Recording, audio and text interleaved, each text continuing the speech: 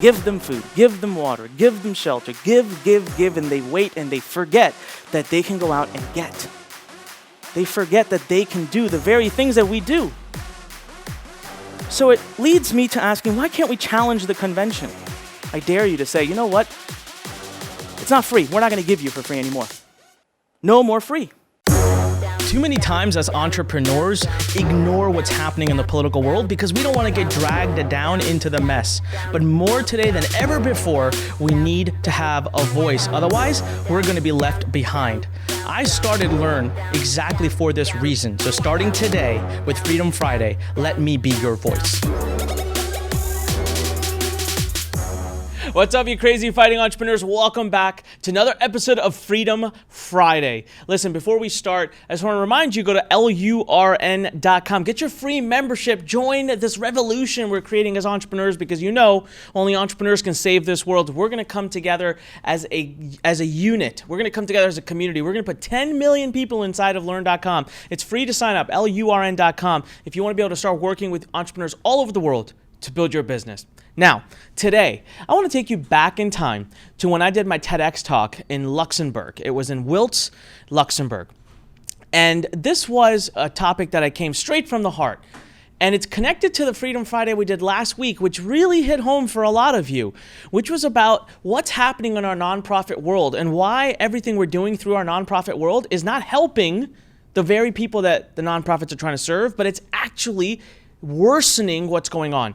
And it just so turns out that I had talked about this a couple years ago, and this is how I'm building my nonprofit. So if you go to singal.org, singal.org, you'll see all the great work we're doing. And in this TEDx talk, I will share with you exactly the platform, the framework we're using to not be just like any of the other nonprofits out there. We're not going in and giving or doing.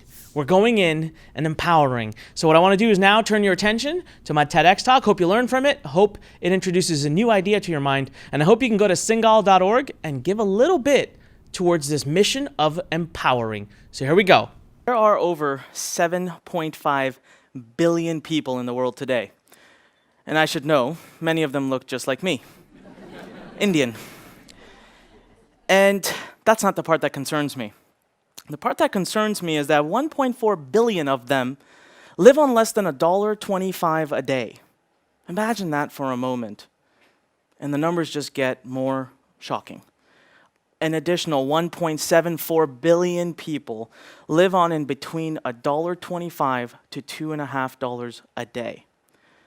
Just total that. It's 41.8% of our world population wakes up every morning unsure of where they're going to get their meal or if they'll have a meal. Now, these individuals, they're not people who live in a far-off place, people who will never have to see. This isn't something we can avoid or ignore. They live right under our noses. I want to introduce you to this wonderful child who comes to one of our schools, Kunal. And I'll tell you more about him and our school later.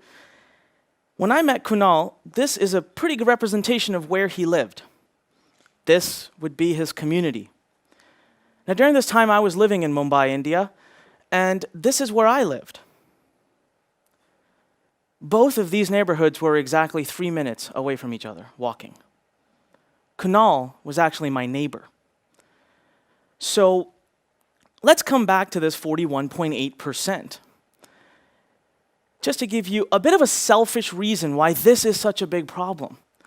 A motive that proves to you that we really need to fix this. If you could all help me and raise your left hand in the air real quick. Just raise your left hand in the air. And do me a favor and just place it behind your back right now. Now, for the rest of the day today, I would like for you to process the rest of your day without using your left arm. Only with your right. Answer a phone call, cooking, driving, whatever it is. Do it with only your right. I'm getting a lot of reactions right now, and I can see people that are frightened by that. Surely you'd be half as efficient, things would be twice as hard. But that's how we live. As a human society, nearly half of our population is not contributing to innovation, to technological advances, to mathematics. Nearly half. All right, so I just told you we have a lot of poor people in this world, and that's bad, right? Great, wonderful 3 minutes. Thank you very much. And I can hear you thinking, Seriously? I have a solution. I have a proposal. And I also have some data that you probably don't know.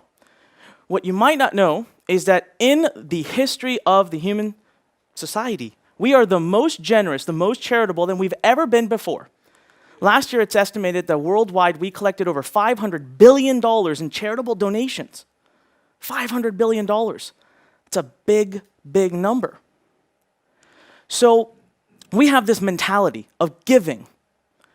And sometimes I wonder whether we really give for what the real cause is, or whether we give to just make ourselves feel a little bit better.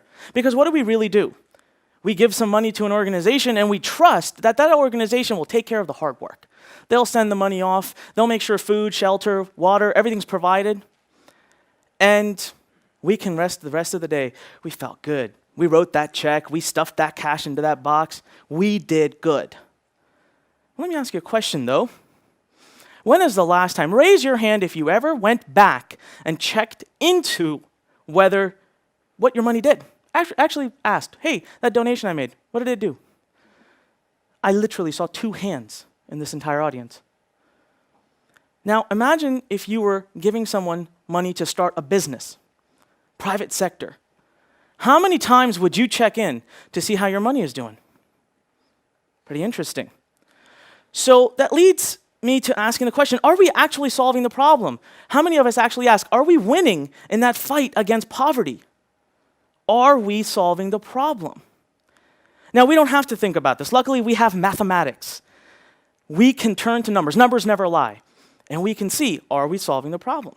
So, 1.4 billion people live on $1.25 a day. 1.74 billion people live on about $2.50 a day.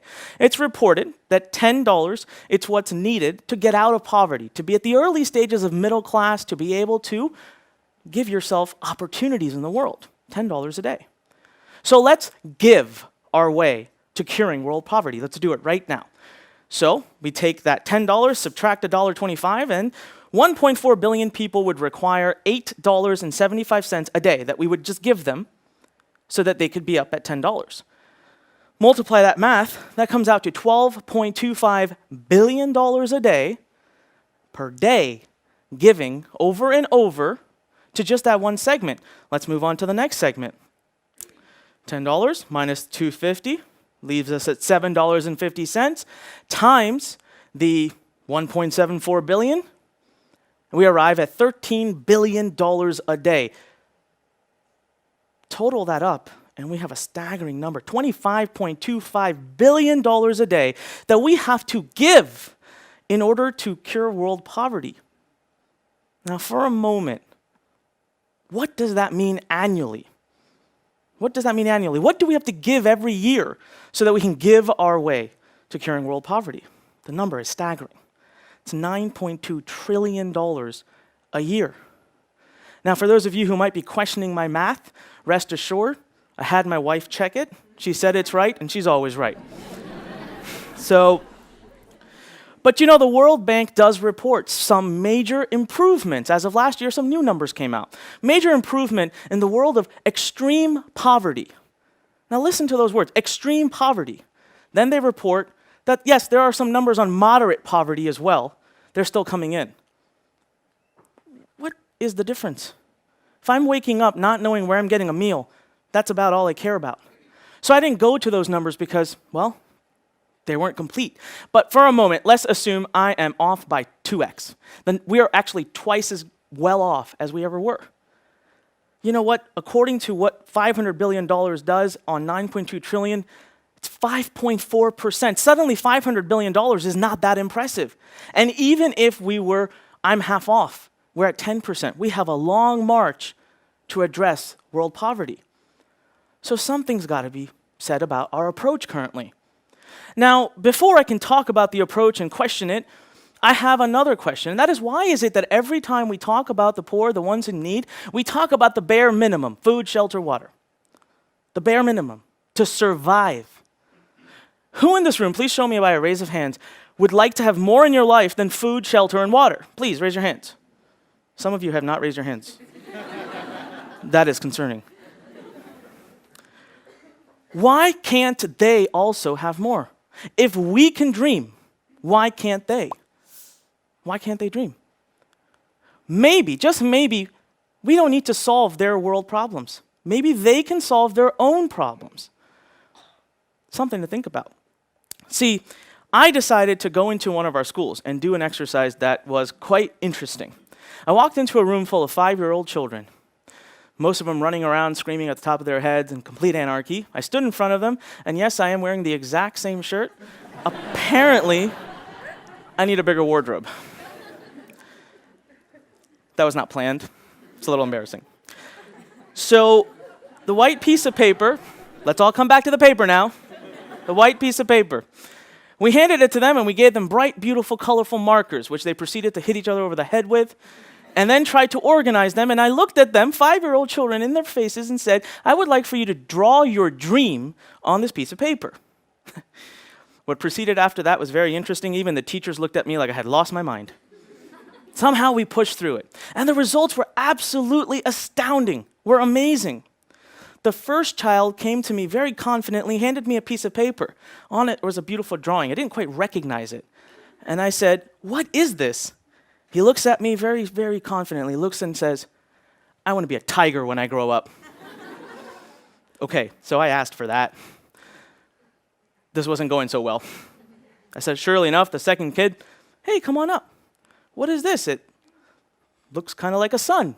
What is this? And he just stares at me. I said, what is this? His look gets a little bit more disgusted.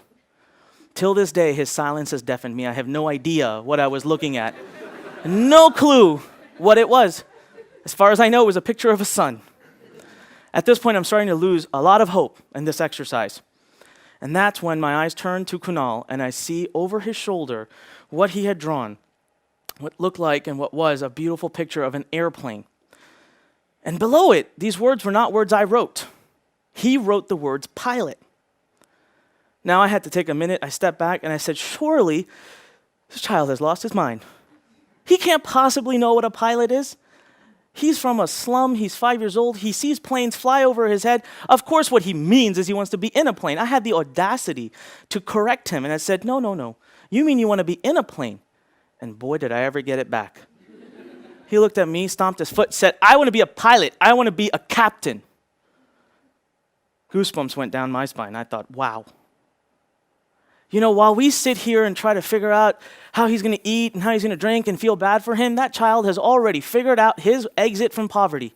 He knows how he's going to contribute to the world. Who knows how many of you, 30 years from now, may be flying in a plane flown by Captain Kunal. He's figured it out. All it took was him being asked by somebody.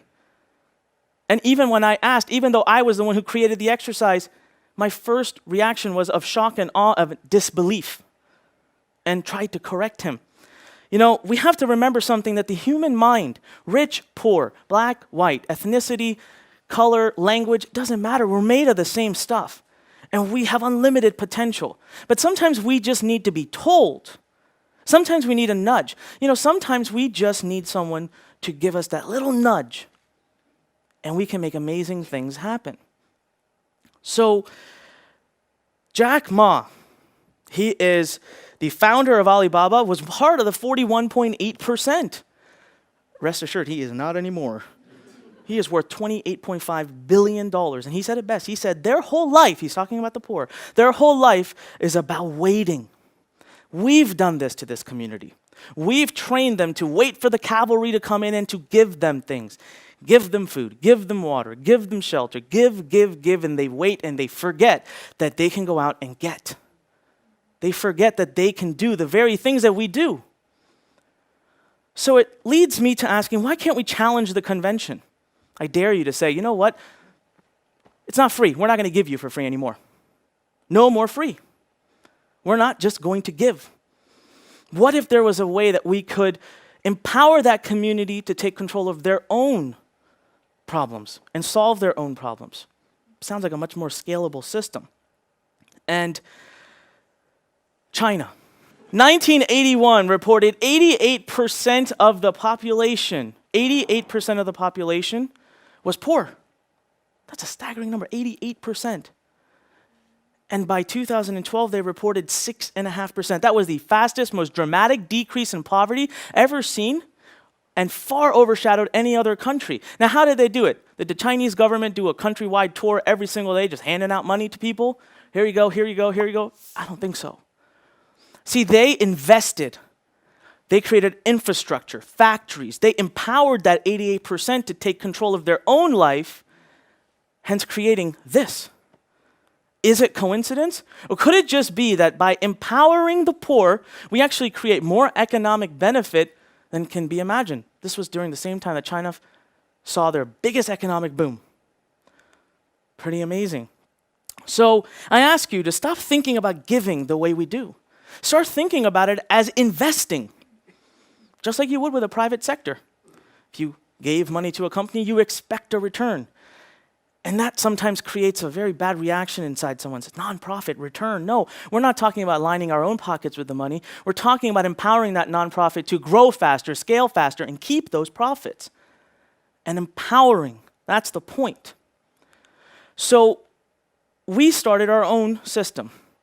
We led and created 6 schools in Mumbai, India, that work very differently in these communities that are slums.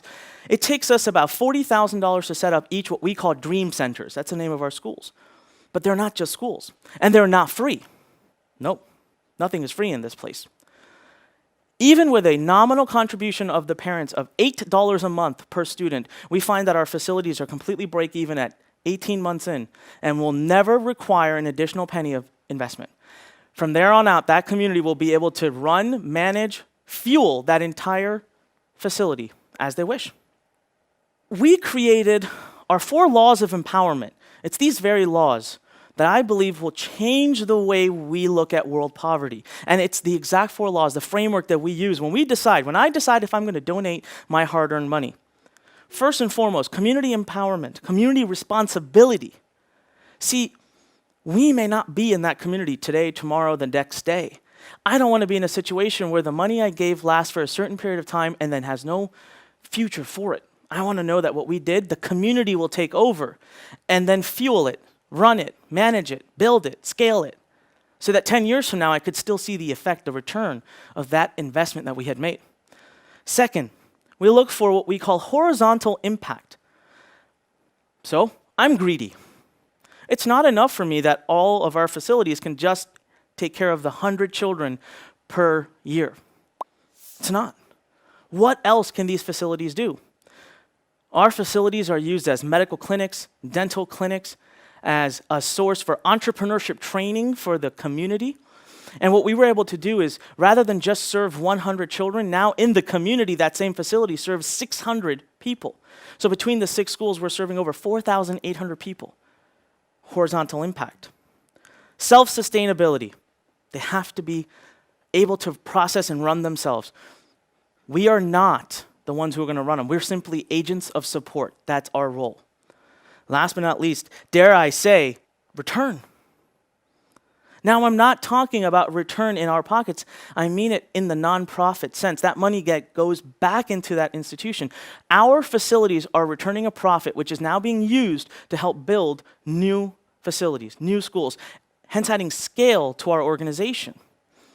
The more we scale, the more we can help, and the longer and the bigger runway that initial investment has. Empowerment, a gift that keeps on giving. I truly believe that it's these 4 laws of empowerment that allowed me to meet Kunal, that allowed me to learn more about Kunal, and that are going to have me at my phone 30 years from now, waiting for that phone call I will get from Kunal who says, I'm ready to pilot my first flight, and I will be the first person in line to get that ticket. But today, I ask you for one thing. The next time you're ready to donate your hard-earned money, take a step back, stop, and simply ask yourself this question. Am I giving or am I empowering?